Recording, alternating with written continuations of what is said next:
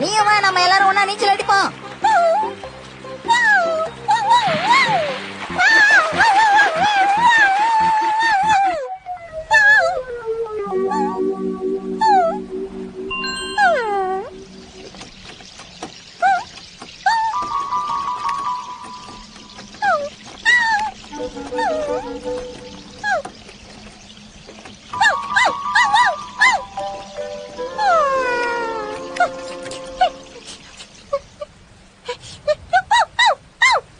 ஷீரோ, நான் ஆழ்ந்த சிந்தனையில இருக்கேன். அதனால ஒழுங்கா இங்க இருந்து போற வழியா பாரு.